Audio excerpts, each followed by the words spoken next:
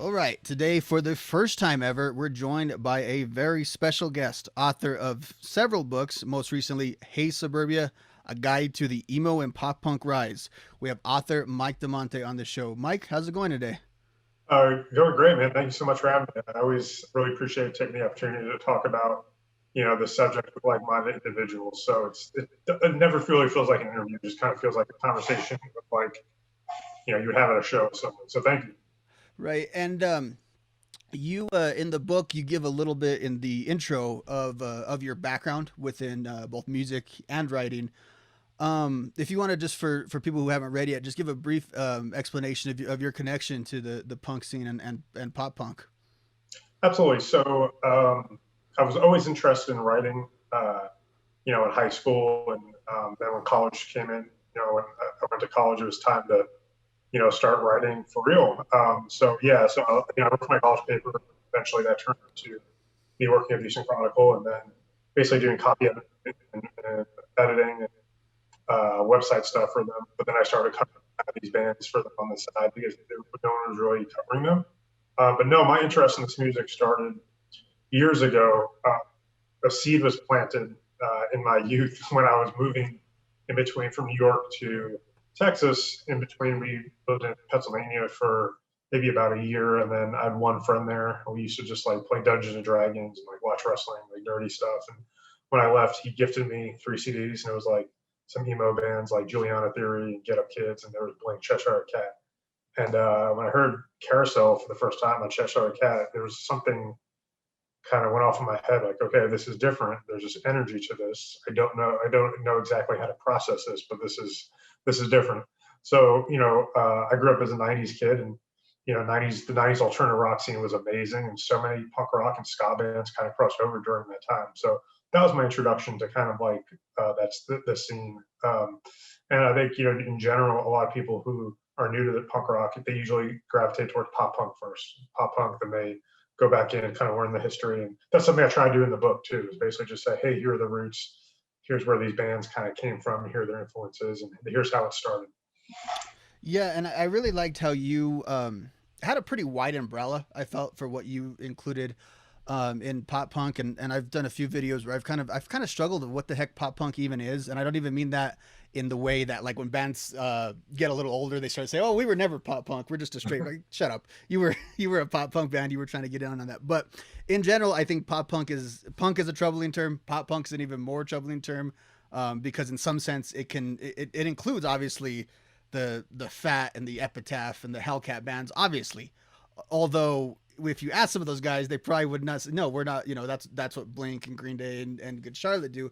So it's very hard to define. So I'm glad you included that, and you included the emo bands as well, because while they don't sound necessarily like a lot of those pop punk bands, they fit together, and part of that is the problem with genres in general, and part of that is just the culture at the time. Those were the Warped Tour bands. Those are the bands that like-minded individuals liked, even if they sounded different. What has been your take, researching the book and through your actual work? How much has that division now? Is it still as big as it was? Is it, as you alluded to in the book, more made up by fans and message boards and zines? How much is the division between the guys that would be considered more in the old school, the true punks versus the pop punk side of the thing? Is the division still there? Is it exaggerated? Where's it at?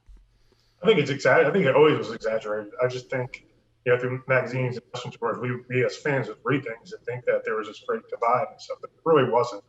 I mean, all this music falls under the umbrella of punk rock. There's just all these little subcategories, and to me, it's like you just say it's more per generation. It really is. We're gonna have punk rock bands, emo bands, pop punk bands, metalcore bands, hardcore bands, all under this tent. So it's all really just derivative of each other. They're just different forms of it. And it's crazy because it's like you look at the bands and they're all friends.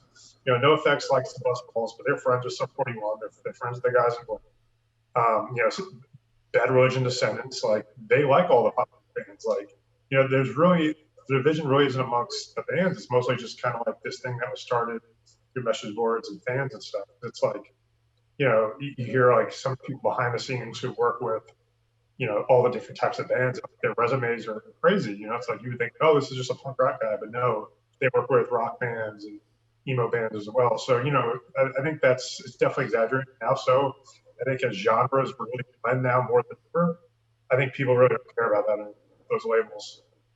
No, that's definitely. I think we're in the last generation, Mike, of people that really see those lines as far as I think the Gen Zers and beyond that, they see music as music, and it makes sense. It wasn't categorized for them in the same way that it was for. They didn't have to physically go to a record store and see if the rock section included the alternative section, which included the punk section that was about that small. In the corner of a record store. Ironically, now punk rockers are the only people that still buy physical media, so now that section's much bigger when you go into a place. You talked in the book how this project of yours took many forms throughout the years. Was there any intention of writing it now in this 2020 2021 time period?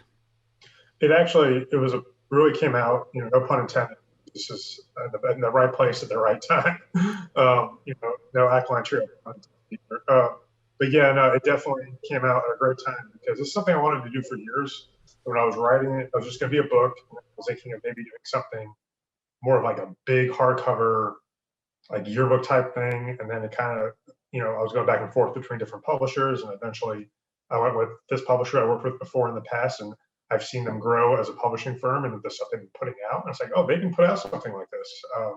And they were really stoked, especially when I told them, hey, look, My Chemical Romance just announced a tour that sold out in 45 minutes. Like, there's a demand for this stuff to this day.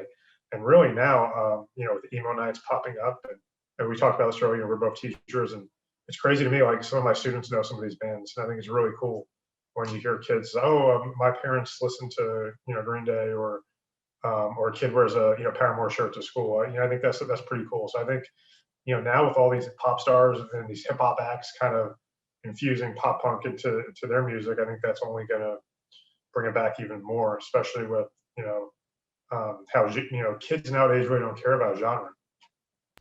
Yeah, they don't care about genre, and I don't feel like they care about time as much either. Obviously, they like what is new and what is fresh, like any kid does. But I mean, there's more kids that wear, even old Led Zeppelin shirts now than there was, I think, in the '90s, because it's less of a concept of what's happening now, and they definitely have access to it. And you mentioned the pop punk re-emerging in pop in a lot of different ways. It takes whether it's Machine Gun Kelly, which is he's blatantly kind of recreating pop punk or what it would sound like if it boomed today, maybe. And then you mentioned people like Halsey who have that tinge of influences, obviously in the rap communities where it really seemed to be strong right now.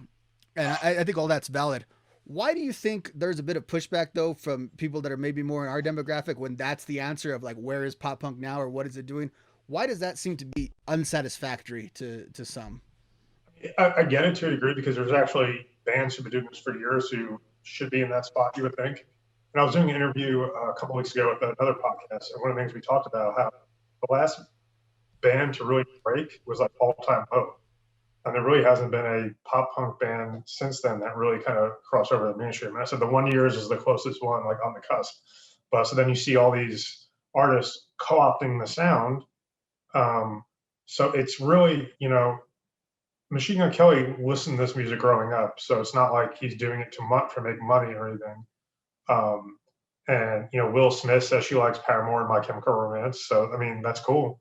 And I think a lot of it's like obviously Travis Barker's influence. Everyone wants to work with him, and some of these hip hop acts may work with him, and then they may listen to maybe some Blink or some bands that Travis is and say, oh, actually, hey, this is pretty cool. I've been listening to this music before. Hey, let me do something like this. So that could be a reason too. But yeah, it's just my take from it is I hope it's something where the new kids who get into stuff, they actually look back to see what influenced what Kenny Hoople is doing, or Will Smith is doing, or Post Malone. If they go back and listen to what influenced them, then they discover, let's say they discover like Newfound Glory or the Descendants. Like that would ultimately be, I think that's ultimately the goal. I think just kind of like it's cyclical, kind of like back then when we were kind of discovering these bands. And there's a great interview in there in the book with Milo Ackerman from the Descendants, and he was never territorial about it. He always saw Blake and Green Day as the progression of the Descendants, just like the Descendants for the progression of like Buzzcocks and Ramones. And it all makes sense. It really does.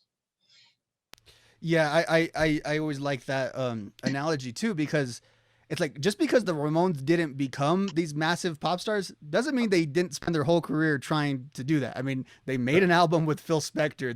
They did all those things. It just kind of didn't click in the way maybe they envisioned it. I always think this early 2000s era really is the manifestation of what they envisioned. Like, Good Charlotte and Newfound Glory became what they kind of set out to do. And then to say that punk never had this in it, and like you said, the Buzzcocks are just, they're doing bubblegum pop love songs.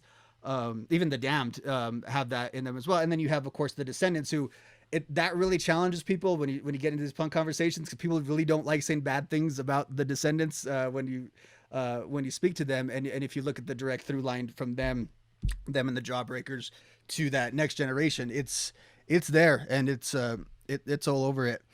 I think though now about, we do the retrospectives, and that's what I do. I try to keep an eye out of, what happened 20 years ago, because it's been 2 decades, and it's nice to see it come back. And obviously it was popular. A lot of people bought these albums. A lot of people went to the Warped Tour. People were watching Fused and MTV2 and all that and absorbing this. It hasn't really stayed in the culture though, in relative to its popularity, and this seems to be a selective thing I've noticed. There's certain genres of music that we're allowed to still talk about and not say we're cringy or whatever. Like, for whatever reason, grunge only lasted like 2 years in the mainstream, but it's okay. Like, if you want to just put grunge on a pedestal, you can work for Spin, you can work for Rolling Stone, you can work for NPR, and it's all good. There's nothing cringy about this dude with long hair and flannel telling about how crappy his parents were. That's not cringy. But people talking about, their girlfriend leaving them in high school and not showing up and having awkward because she's going off to college, that's immature. That we can't talk about that. Why do you think pop punk, and it's not the only genre, I think new metal and hair metal and some other stuff fits in there too. Why is it that pop punk kind of got labeled as this adolescent thing from the past that can be acceptable in proper culture now? So I disagree with that slightly, because the bands they never went away. They did very well independently of Airplay and MTV when all that stuff kind of went away too. I mean, these bands have been selling out venues for years. Like, that never really stopped. They never stopped being popular amongst their fan base. So, like Taking Back Sunday, for example, like, God, they're huge. Like, those guys can probably retire tomorrow and be comfortably.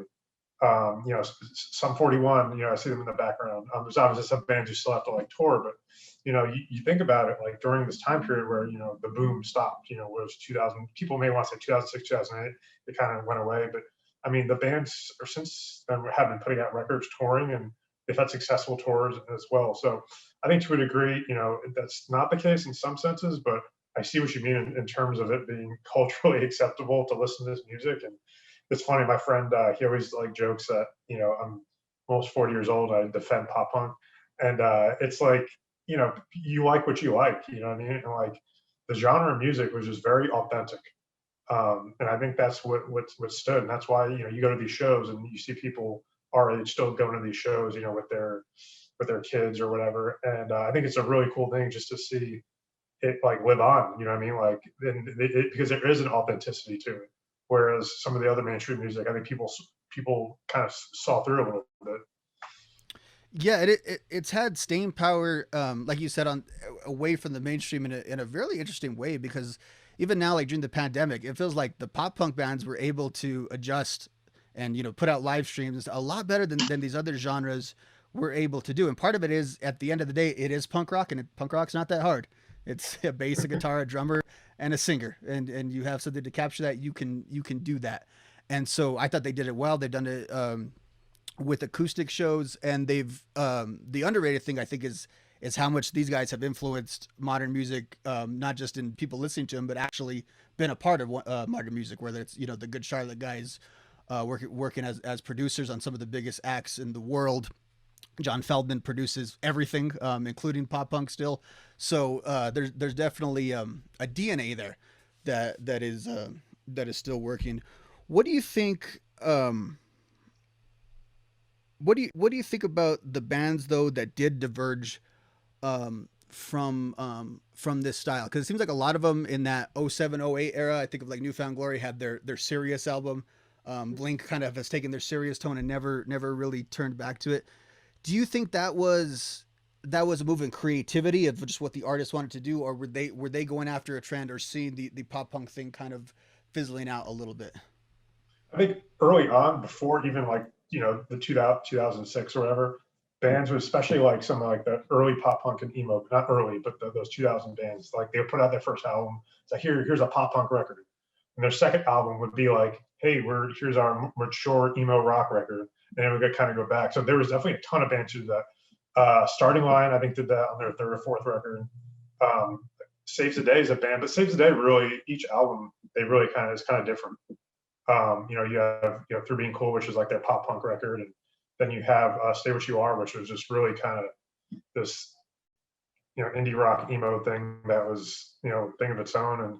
And so yeah, I think early on some of the bands kind of did that, and I wasn't sure if it was a purposeful thing. And Newfound Glory did Coming Home, which that was a great record. I would love for them to kind of try to do that again instead of doing with their the same thing basically. And that's not a knock on them. It's just that's a really good record. It's mind blowing.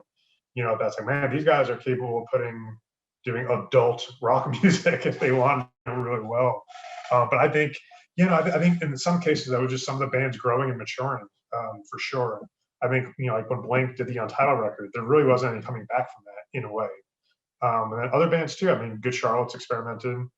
Um, Echo Trio, they did Crimson to me because that sounded like a modern version of The Damned. So it's like they're all doing these things that they're influenced by from the past, but it's also looking towards the future. So I think in some cases in those early 2000 bands, I think they tried to kind of not hop on the pop punk trend, but like, hey, here's a pop punk record, we hooked you in.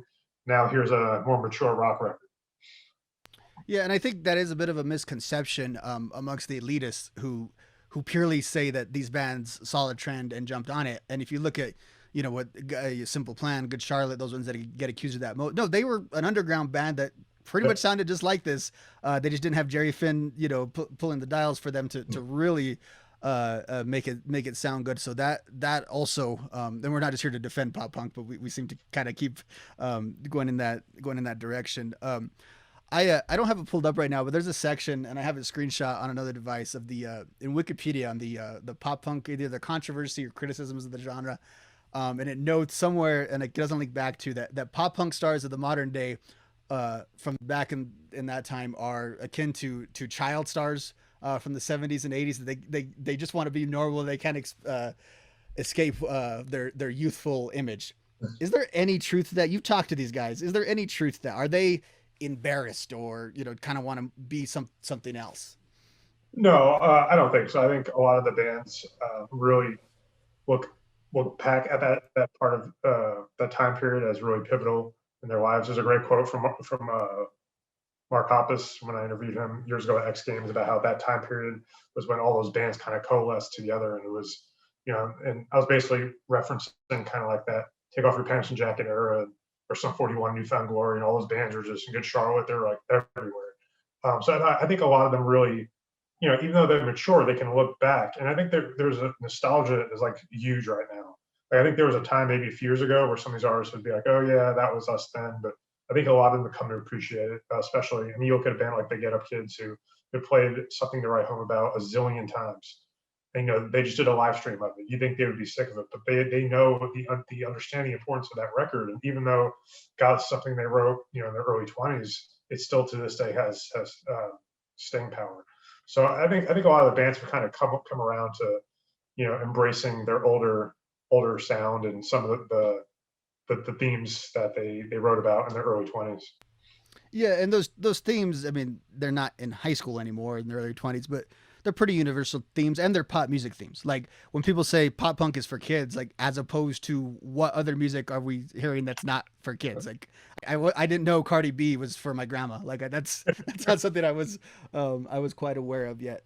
You talked a lot, and I think this is an important point that gets lost. You mentioned you don't get into the politics, but there's always an overtone of the early 2000s, the Bush presidency, and like myself, I personally cannot disconnect those. I can't connect pop punk from that era. Not even the more apolitical pop punk. I can't really disconnect it from that era, from the Bush presidency, 9/11, the Iraq War, economic deregulation. I think all that is kind of it's part of the story. Did you were you intentional in including that? Like is that a choice that you wanted to make sure you put out there? And the reason why I'm asking that as a follow up, like, do you feel like that kind of gets forgotten in this story? Oh yeah, absolutely. I think it gets forgotten, and I included because I was thinking about all the things that were going on that time that connected pop punk to kind of like the mainstream, the conscious, and what young people were going through. And I mean, maybe that's why that the boom is coming back now. I mean, youth nowadays are more angsty than ever, and they have every right to be so. Like, imagine I can't imagine being a almost 40-year-old white man what it'd be like to be gay or to be black right now in America. So imagine what those kids are going through. So now they have this music that speaks to them. And I think then, even then, I mean, I was really into the activism part of punk rock. So, you know, I get mad at everything that was going on with the Iraq war and all that. But then you see all the bands coming together. You see, you know, Punk Voter. So that's one of the reasons why I included it, like Punk Voter and all that, just to kind of make this connection to what was going on in the world at the time, and maybe that's why some of these kids are drawn to this angsty music.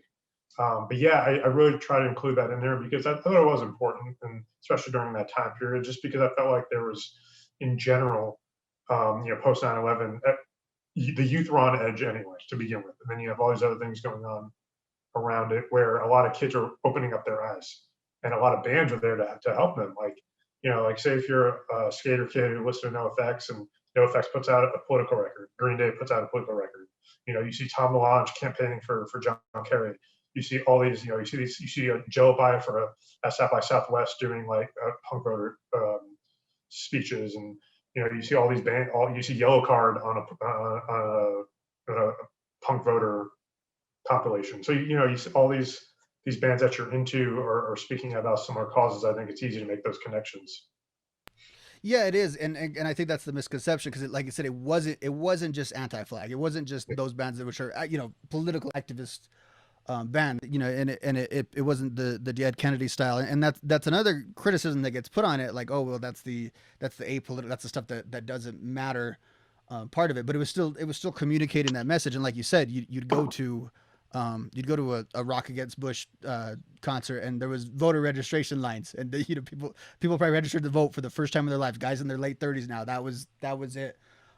Back then in '04, didn't have the result everyone was looking for, but I do think there was a bit of a political awakening, and I think it's interesting if you look at who is in political power, what types of music pop, because you have in the '90s everything's very drab, everything's very sad, with a more nominally liberal in office.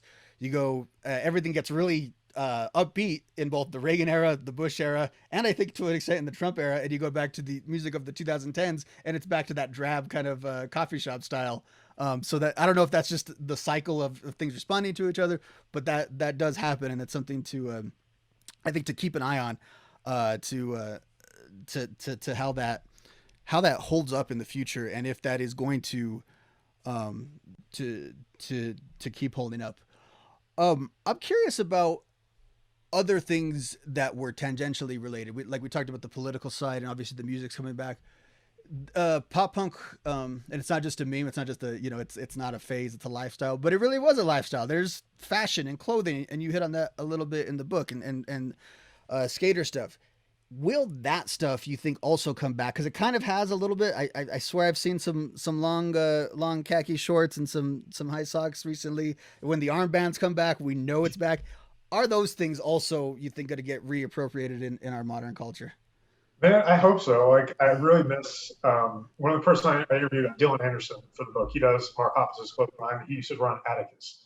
And when I was interviewing, I was like, man, I used to have so much old Atticus clothes I don't have anymore. Either grew out or, I just kind of, donated because I grew out of it, like size wise, not maturity wise. But it's like, man, I wish I still had all those band shirts and all the stuff I used to have. Like, I just really downsized through all the years of moving and stuff. And I wish I still had that stuff because it was really like such a great time. And all those, the shirts you got from concerts were just great memories. So I really wish I had that. But yeah, no, I think to a degree, I think somewhat. I mean, I think skater culture and styles never really went away. I think hip hop has really helped that.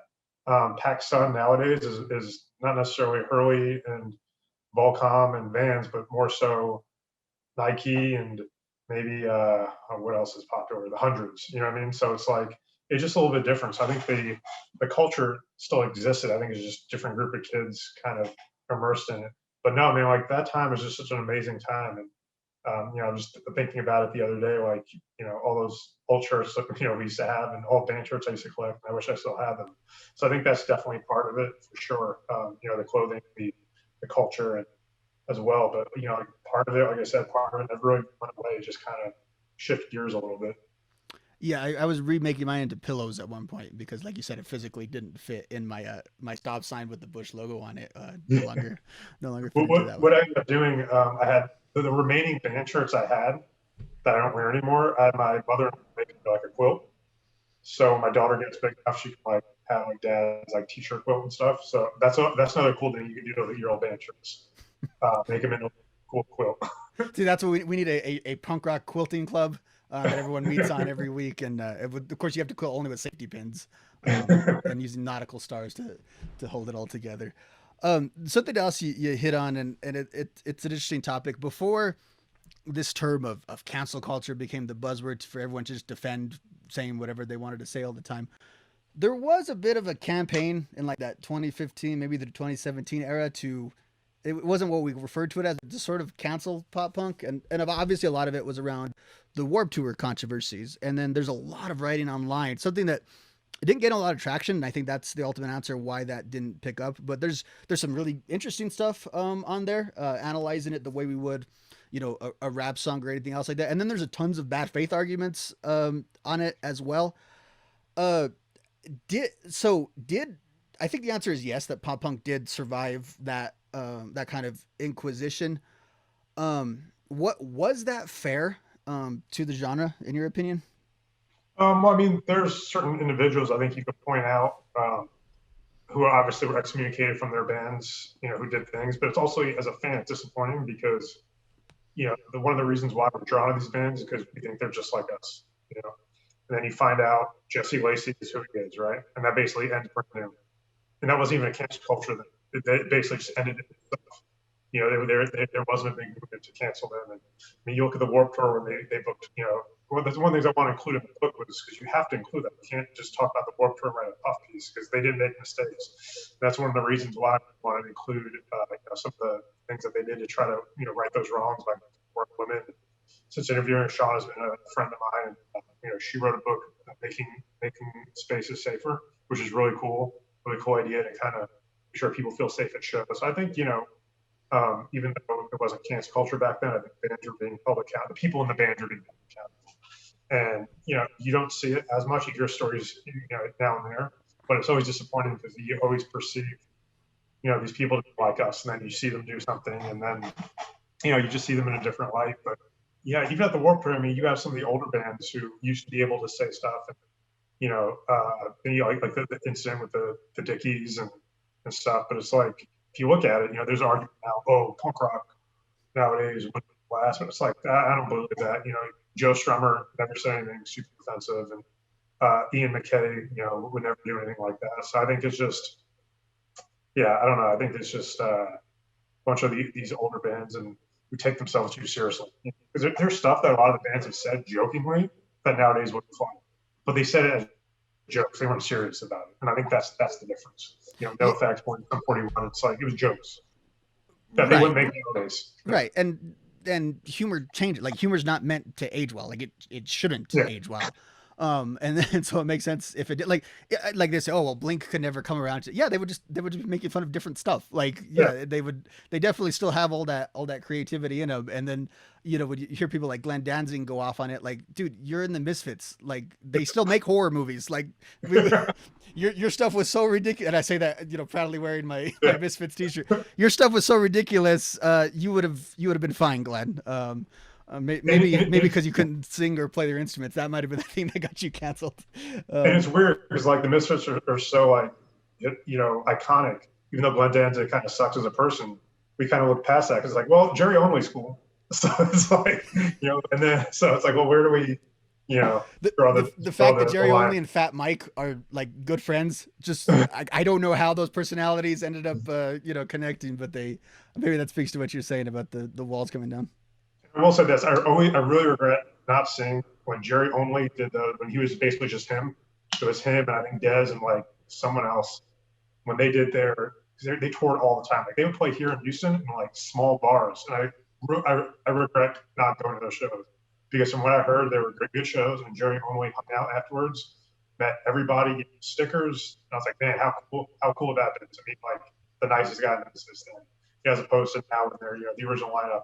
They're doing these giant festival shows and arenas and stuff. And so that's one of my biggest regrets in music, as a music fan, not going to those small Jerry only Misfit shows. Yeah, and I think you that's another thing you hit in your book, that these guys, you find success relatively young, and you still have to have a career and a life and marriage and kids to support. You talk about like Chris Rowe having to sell some of his stuff, which is sad. And if you follow up now, it seems like he's rebounded a little bit from that, and he's got the live streams going. Do you think, as whether it's nostalgia or making new music, during their recent live stream, New Found Glory joked about they're going to still be playing My Friends Over You when they're in their 70s. On one hand, I'm like, yeah, that's a little weird. At the same time, like Cyndi Lauper still performs. Like the acts from the 60s till very recently were still performing. Do you think, even if it's just the nostalgia bubble, like people like us will be at the casinos when we're in our 60s watching these bands perform? Like, is it going to have that kind of lasting power, or is it going to disappear? Absolutely, I think it's going to have that lasting power because it hasn't gone away. I don't think at some point, when we're 50, say, oh, you know what, I don't like New Found Glory. You know what I mean? Like I don't know. It's like I feel like I've seen that band more than I've seen any band, and it's like, even if it's like, oh, their new album's pretty good, or yeah, I'm still gonna go see it because they put on a good show. So I think it's kind of like one of those things where it's almost habitual at this point. Like I was talking to some friends the other day about this, about our fandom of a specific band. I was like, man, like we've traveled to see this band. I've interviewed this band. We've done everything. It's like, and we just got I'm talking about Angels and Airwaves, and I was like, we just got tickets to the coming show, and I'm like stoked for it, but I'm like, okay, it was more like a habit. I have to get these tickets, and I have to buy this vinyl.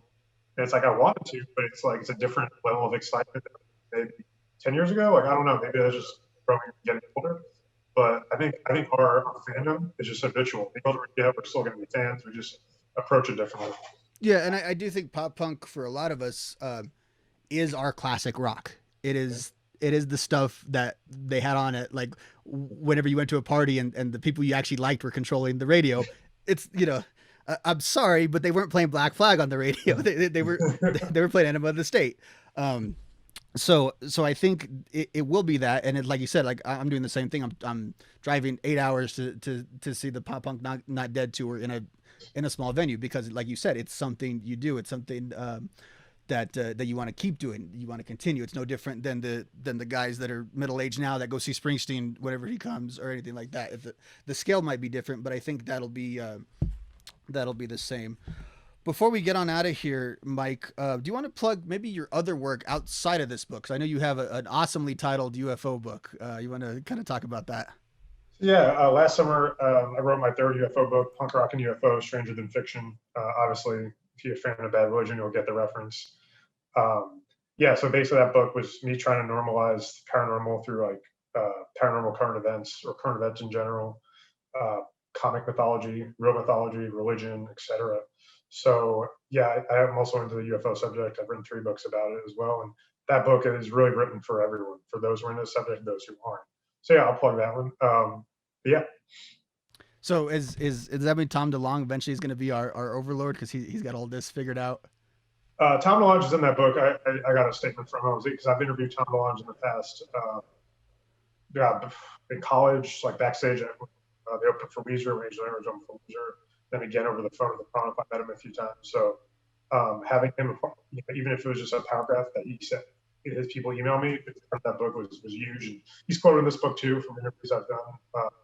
But yeah, no, Tom's definitely got his finger on the pulse with what's going on in the world. Yeah, everyone was laughing at him. Everyone's laughing at him 3 years ago, and now I love when you watch mainstream news reports and they have to reference his foundation. It's just because you have to. Well, where do we know this guy from? Like, oh yeah, it's the guy that's still a part of Blink, but not really in Blink. Like, yeah, that's the guy that figured all this out. Actually, real quick, I gotta say, do you participate in making fun of Matt Skiba being Tom DeLonge jokes? Is that common conversation amongst your friends? No, because my first tattoo was an Ackline Trio tattoo. I love Ackline Trio. Matt Skiba is the nicest guy. Now, I was a huge Blink fan too. I mean, But yeah, I never got those fans hating on Matt Skiba, especially those who aren't familiar with Ackline Trio. You can hate on the new Blink stuff, but it's don't hate on Skiba. Go listen to Ackline Trio's body of work as it speaks for itself. And he is the nicest guy I've ever met in music. I've met him, interviewed him a bunch of times, and he's the most down to earth, nicest dude you can meet. No matter how big he gets now, obviously playing with Blink. But yeah, I never got that because it was from Skiba. Blink wouldn't exist right now. And actually, Skiba, his music, his Ackline Trio music influenced Blink as well. I mean, Tom DeLonge said, when they did Take Off Your Pants and Jacket, he rethought lyrically his lyrics because after listening to Ackline Trio. So Ackline Trio is a very influential band that I don't think gets the respect it deserves. Kind of, it does in the pop punk community, but I don't think outside of that. Yeah, no, I defend Matt Skiba. Defend pop punk. That'll be the new yeah. That's another one. You're putting gas at the Speedway station. There's a Blink-182 ad, and it's like, oh yeah, Matt Skiba's he's like a real celebrity now. Like he's really a part of that. I met him at a Warped Tour tent back in 04, and just a kid, and he was being nice. And yes, I also have an Ackline Trio tattoo. So that's they're one of the better tattooable bands with their imagery. Remember back in the day, way back when they started, if you had a tattoo of the band, you could get the show for free.